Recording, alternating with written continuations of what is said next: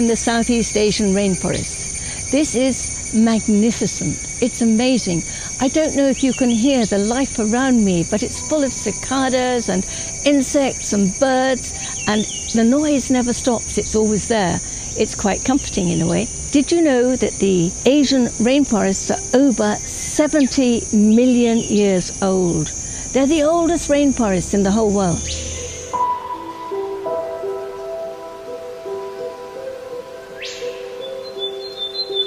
We have over 500 species of mammals here, more being discovered every year, and many of them are unique to this area alone.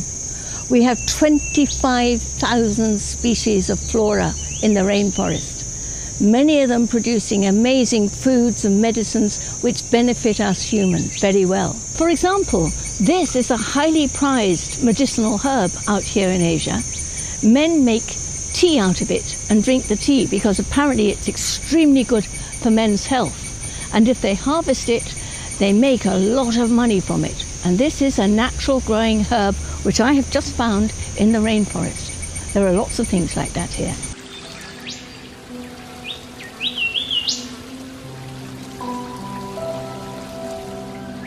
And yet this rainforest is disappearing at an unprecedented rate. Only 6% of the world's landmass is now inhabited by rainforest, and yet it actually houses 50 to 75% of the total world's population of flora and fauna.